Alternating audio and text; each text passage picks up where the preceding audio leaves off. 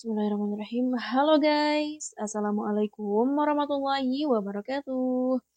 Guys, seperti biasa ya kan, setelah selesai kerja, aku mau berbincang-bincang lagi, berbagi informasi lagi kepada kalian semua yang belum tahu ini tentang haji, masih tentang haji ya guys ya.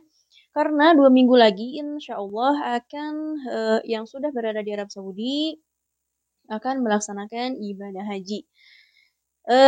Semoga lancar, semoga khusyuk ya, semoga di apa namanya teh semoga menjadi haji yang hajinya mabrur, diterima oleh Allah Subhanahu wa taala, dan jangan pernah sombong ya guys kalau misalkan sudah berhaji, ibu-ibu, bapak-bapak.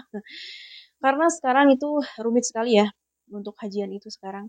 Tahun ini kayaknya tahun ini sangat-sangat rumit, beda lagi dengan tahun-tahun yang berlalu. Sekarang kan ada sistem ini ya, haji furoda. Haji furoda apa sih bedanya haji furoda sama haji reguler, haji plus gitu? Bedanya kalau haji furoda itu tidak akan nunggu lama ya. Kan kalau misalkan reguler haji plus itu kan nunggunya lama ya, sampai ada yang 10 tahun, 11 tahun gitu ya kan. Harus nunggu dulu, harus nabung dulu gitu. Nah, kalau misalkan haji furoda itu bisa berangkat sekarang. Jadi bisa mendadak gitu. Cuman ongkosnya itu sangat-sangat ini guys, mencengangkan, 200 juta guys. Dan 200 juta itu bukan uang sedikit guys ya, banyak sekali. Tapi banyak sih yang berangkat menggunakan haji furoda dan mampu gitu kan, karena orang-orang mampu sekarang mah hajian itu untuk orang-orang mampu ya. Memang haji itu untuk orang-orang mampu ya kan, melaksanakan haji bagi yang mampu. Kalau nggak mampu ya udah, jangan berkecil hati guys ya, karena kita bisa melaksanakan ibadah di rumah masing-masing. Seperti jangan pernah meninggalkan sholat yang 5 waktu ya, sholat fardu, puasa, zakat bagi yang punya penghasilan lebih gitu ya kan, yang wajib zakat harus zakat. Karena kalau misalkan kita untuk melaksanakan haji nggak ada uangnya, terkendala oleh uang, terkendala oleh keadaan, ya udah nggak usah memaksakan diri. Jangan sampai tergiur oleh iming-iming atau ya pokoknya iming-iming bisa melaksanakan haji dengan cepat gitu ya kan, terus mengambil jalan yang salah. Jadi aku akan bacakan ini guys ya. Sebanyak 22 jemaah haji yang kena razia di Masjid Bir Ali, Madinah, Arab Saudi, Selasa tanggal 28 bulan 5 2024. Usai mengambil miqat, akhirnya dideportasi. Mereka disanksi tak boleh ke Arab Saudi selama 10 tahun. Jadi yang diraja itu nggak boleh masuk lagi ke Arab Saudi selama 10 tahun. Jadi langsung dideportasi ya guys, karena mereka datangnya itu dengan visa, bukan visa haji ya. Jadi mungkin visa umroh. Makanya jangan sampai buang-buang uang, belum juga sampai ke Mekah udah ditangkap sama polisi. Ke-22 jemaah itu saat ini tengah berada di imigrasi dan akan diterbangkan ke tanah air. Sabtu tanggal 1 bulan 6 2024 pukul 23.00 waktu Arab Saudi. Atau Minggu tanggal 2 bulan 6 2024 pukul 3.00 waktu Indonesia Barat. Konsulat Jenderal Republik Indonesia Jeddah Yusron B. Ambari menjelaskan, pihak KJRI 2 kali mendatangi pihak aparat keamanan di Madinah. Jadi, pagi kemarin kami sudah mendatangi kantor aparat keamanan Arab Saudi di Madinah. Mereka tidak bisa melepas jemaah ini dengan alasan khusus dari mereka. Meski sebelumnya, kejaksaan menyatakan mereka tidak bersalah. Jelas Yusron, Jumat tanggal 31 bulan 5 2024 dari Jeddah. Pokoknya gak bisa, jadi sudah keputusan di sana. Lalu pihak KJRI kembali mendatangi pihak keamanan untuk memastikan status ke-22 WNI ini. Malam hari, tim KJRI kembali menemui mereka dan keputusannya akhirnya mereka dipindah ke imigrasi. Mereka akan dipulangkan melalui deportasi, katanya. Selain dideportasi, kata Yusron, para jemaah ini juga terkena dilarang kembali ke Arab Saudi selama 10 tahun. Kami sudah sampaikan ke jemaah kalau mereka kena banned selama 10 tahun, namun mereka tidak didenda, ujarnya. Jadi nggak didenda, alhamdulillahnya nggak didenda. Keputusan pemerintah Saudi ke-22 jemaah haji tidak didenda 10.000 rial Arab Saudi karena pemberlakuan sanksi dengan Denda baru akan diberlakukan pada tanggal 2 Juni 2024. Oleh karena itu, dia mengimbau agar para jemaah haji Indonesia menggunakan visa haji yang dikeluarkan pemerintah. Nah, guys, jadi pokoknya kalau misalkan berangkat dengan secara ilegal atau sembunyi-sembunyi dengan visa ziarah lalu ingin ikut melaksanakan ibadah haji itu sekarang nggak bisa jadi harus dengan visa haji yang ini ya yang legal gitu. Dan sekarang para polisi itu bukan hanya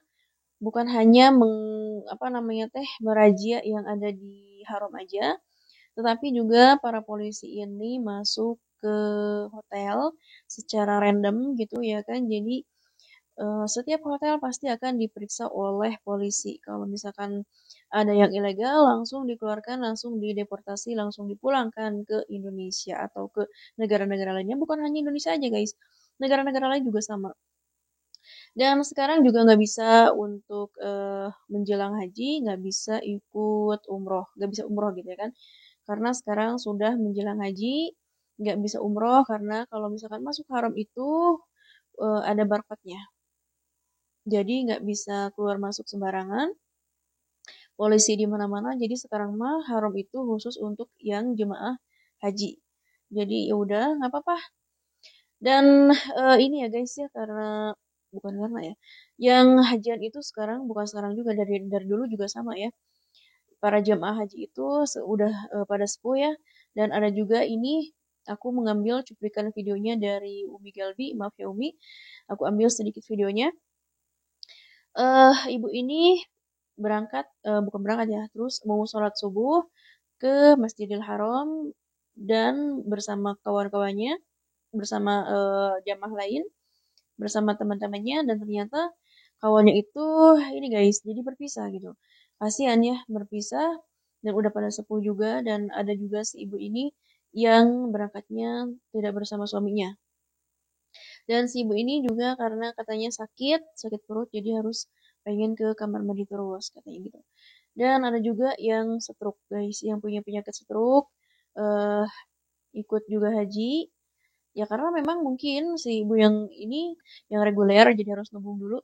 Nah nih guys ya kalau misalkan kita nih masih muda, yang punya pekerjaan yang tetap, gaji tetap, kalau misalkan mungkin suatu saat nanti mau ikut haji, eh bisa nabung dari sekarang guys, daripada nanti nabungnya nanti setelah tua dan nggak tahu ya umur kita sampai mana. Terus kalau misalkan berangkatnya sepuh gitu kan ya, kan ini kasihan juga ya jalannya kayak mana gitu ya kan, karena hajian itu penuh dengan perjuangan guys. Jadi sekarang mah jangan berkecil hati bagi yang belum bisa ikut melaksanakan haji, jangan berkecil hati guys. Kita udah niat mau haji, mungkin nanti bisa umroh, ya kan?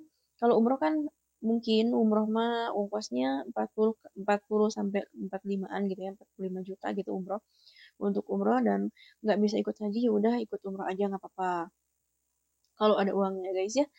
Dan kita juga bisa melaksanakan ibadah di rumah masing-masing guys ya. Kita niat aja niat mau haji tapi terkendala oleh uang, terkendala oleh biaya, terkendala oleh keadaan gitu. Ya udah berdoa aja semoga tahun depan mungkin insya Allah bisa ada keringanan dari pemerintah Saudi Arabia ya. Tidak mempersulit seperti ini, bisa melaksanakan haji juga dengan visa ziarah misalkan ya boleh, karena ringan juga kan ongkosnya. Tapi memang sih kalau misalkan kita berangkat haji dengan visa ziarah itu kan melanggar aturan ya, karena ada orang banyak para jemaah haji yang nabung dari nol gitu ya kan sampai bertahun-tahun lamanya, eh yang bisa jarah malah langsung berangkat atau nyerobot gitunya, karunya gak sih yang nungguan gitu. Tapi tenang lah ya. Dan yang ke Madinah nih guys ya, aku cerita nih sedikit guys, waktu aku ke Madinah, berziarah ke Madinah, dan sekarang juga ke Raudhah itu hanya bisa diperbolehkan untuk mengunjungi atau sholat berdoa ingin mendapatkan syafaat Rasulullah SAW di makamnya, di dekat makamnya Nabi Muhammad SAW. Tapi dikarenakan sekarang mah 1 tahun sekali yang boleh masuk ke Raudhah dan harus ada barcode-nya guys. Ini sekarang aturannya banyak banyak banget guys. Aturannya harus begini, harus begitu, harus begini, harus begitu. Jadi kita harus mengikuti aturan yang telah ditetapkan oleh pemerintah Arab Saudi ya. Dan aku pernah masuk dua kali aku pernah ke Madinah. Yang pertama aku nggak masuk Raudhah. Yang kedua kalinya aku masuk ke Raudhah. Alhamdulillah, masya Allah, tabarakallah ya. Pas masuknya guys, pas masuk ke Raudhah itu, pas pintu kan pintunya di ini ya dijagain gitu. Karena kita nggak bisa masuk secara brutal. Jadi harus rombongan, misalkan ada 20 orang masuk. Nanti di sana itu di dalam itu cuman 5 menit sampai 10 menitan lah. Pas aku mau masuk, bagian rombongan kita nih mau masuk, dan pas di pintu, aku mencium sesuatu guys. Aku mencium bau bangkai. Wallahi, ini mah bener, aku mencium bau bangkai itu bener-bener kecium guys. Kalau misalkan katanya burung, mungkin burung dari mana sih, dari di dalam, masa ada burung mati nggak dibersihkan? Karena kan di sana kan banyak ini ya, dijaga banget gitu kan kebersihannya. Masa ada burung gitu di dalam, di pintu, masa ada burung yang mati atau apa gitu, masa atau bau sepatu misalkan, nggak mungkin, karena bau sepatu sama bau bangka itu beda guys. Dan aku mencium itu selewat aja gitu, pas mau masuk di pintu, kecium bau banget. Aku nggak ngomong apa-apa ya guys, aku nggak ngomong apa-apa, aku nggak ngomong sama temen juga. Terus masuk dan di tempat di dalam juga kita harus nunggu lagi guys, nunggu giliran. Nanti pas udah orang lain udah keluar, kita masuk di dalam itu, kita sholat sunnah, terus berdoa sebentar gitu kan ya. Tapi udah jauh ya sama makamnya, makam Rasulullah jauh sih. Cuman berdoa sebentar guys, langsung dikeluarkan lagi sama panitianya, sama penjaganya. Dan aku nanya nih pas di luar, aku nanya sama temen, tadi mencium bau ini nggak Bu Bangke? Terus nanya, enggak katanya. Terus nanya lagi ke yang lain, tadi mencium bau ini nggak? Enggak. Semuanya tidak mencium guys, hanya aku aja yang mencium. Mungkin ya, bukan mungkin lagi, memang banyak dosa dan Allah perlihatkan di situ.